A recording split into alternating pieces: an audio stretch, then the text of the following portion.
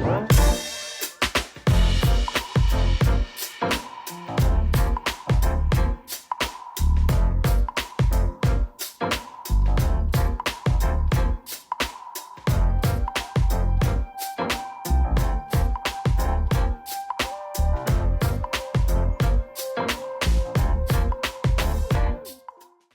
back to the podcast where we explore language, identity, and how we connect through words. And today, through sound itself. I'm Carrie, and I've been thinking about something fundamental yet often overlooked: the power of sound.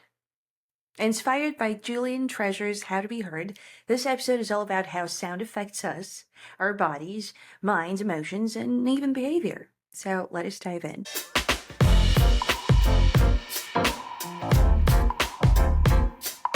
So, sound affects us more than we think. Julian Treasure starts with a simple but profound statement. Sound affects.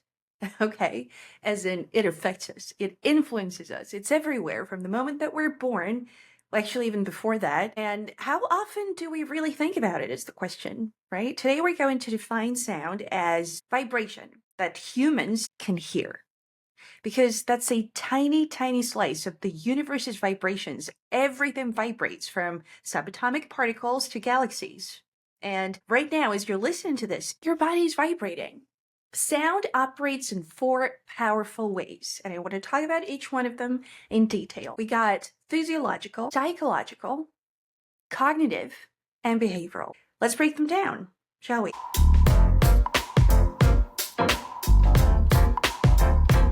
First off, physiology of sound. Your body is about 70% water, making you an excellent conductor of sound. This is why sound doesn't really just hit your ears, but it affects your heart rate, breathing, hormones, and brain waves. Think about a sudden loud noise like a car backfiring or a plate shattering. Before you even process it, your body reacts, right? Your heart races, adrenaline surges, and your muscles tense. This is the fight or flight response, hardwired into us from ancient times when sudden sounds could mean danger. They still do a lot of the times. But sound doesn't just trigger stress. It can also calm you, right? Gentle sounds like waves, wind in trees, or soft music can slow your heartbeat and breathing, creating a sense of peace. That's why spa music actually works and why harsh alarms feel so jarring. I love that word, by the way. Jarring. Think about it. It's like jars clashing into one another. Now, what about the psychological impact? That one I'm very interested in, right? So the emotions of sound. Sound shapes how we feel. Think of one of your favorite songs, okay? It likely triggers an emotion instantly, and I'm personally thinking of Billie Eilish's Birds of a Feather right now, that I can feel my body responding. And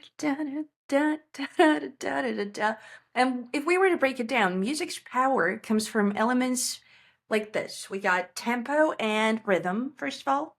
Fast beats energize, slow ones soothe us. That's just how it goes. That's how it works. It's pretty universal. We've got melody and harmony. Certain combinations evoke joy. Some will evoke sadness, some tension. That's, where the soundtrack thing comes in. It's a whole separate art. Now we've got timbre, the color of sound. Violin feels different from a trumpet, even on the same note. 2 very different stories.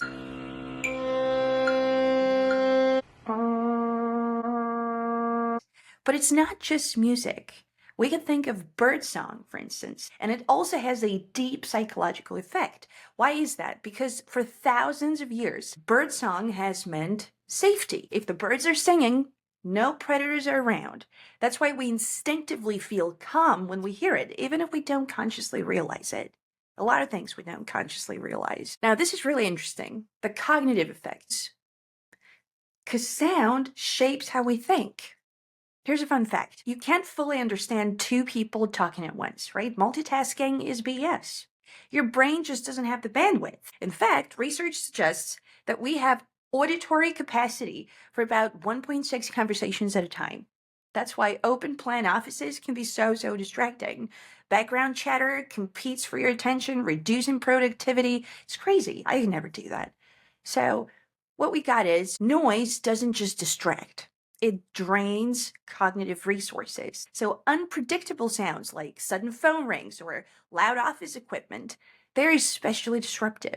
They really are. It's not just about someone being overly sensitive or whatnot. Conversely, controlled sound environments can enhance focus. So this is why people use white noise, ambient sound apps to concentrate, and it really does work.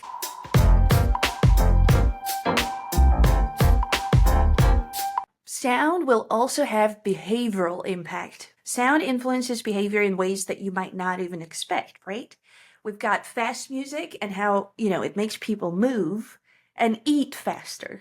That's why fast food restaurants play upbeat tunes so that, you'll finish sooner, and quick turnover means more customers. Noise can make people less sociable. This one's interesting.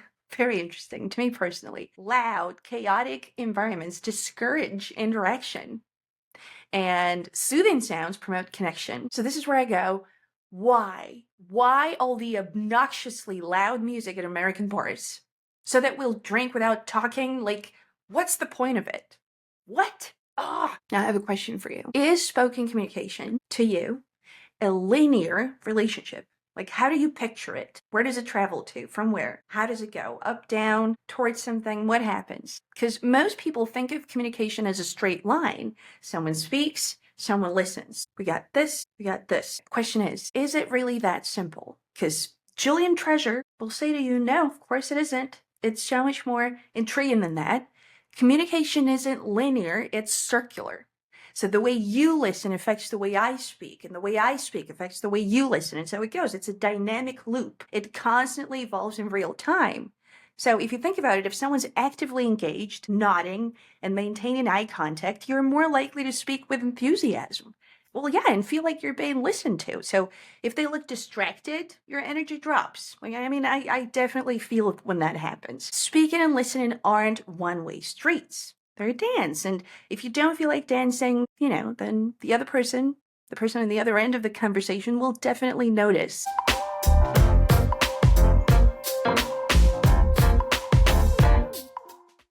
I want to talk to you about the power of listening.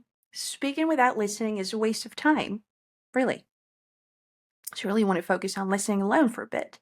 Listening isn't just passive hearing, right? It's an active skill, and it shapes relationships, influences productivity, and health as well. Now here's how.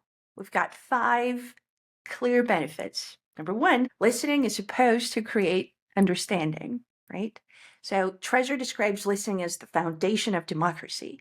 Without listening, we cannot engage in meaningful dialogue.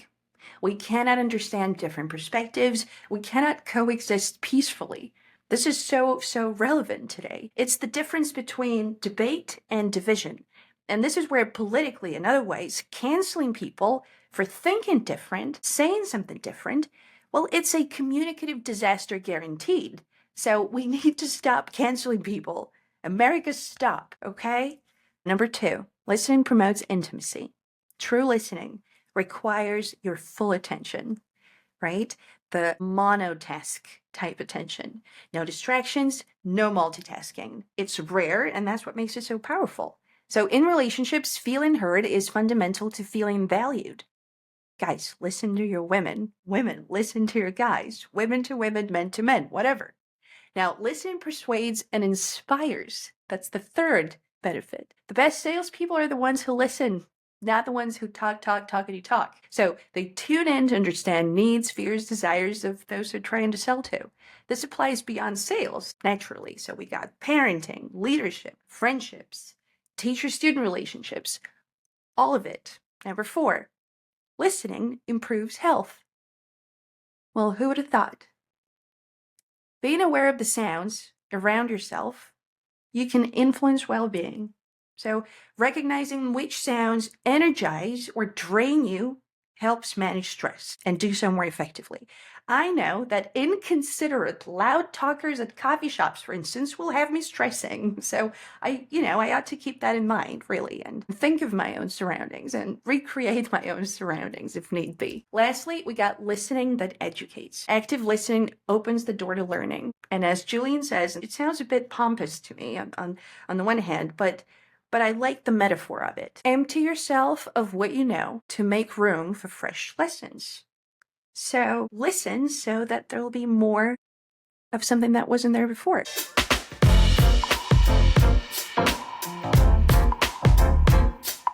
So what's the takeaway today? Sound isn't just something we hear. It's something that we feel, process, and respond to. Listening isn't passive, and it's transformational if you make it be. If this resonated with you, share this episode with someone who might need a little reminder of the hidden forces shaping our lives. Next time, we'll be diving into the unspoken rules of speaking and communication in general. Until then, stay curious and keep listening. Talk soon. This was Beyond the Accent with Carrie, Speak Without Limits.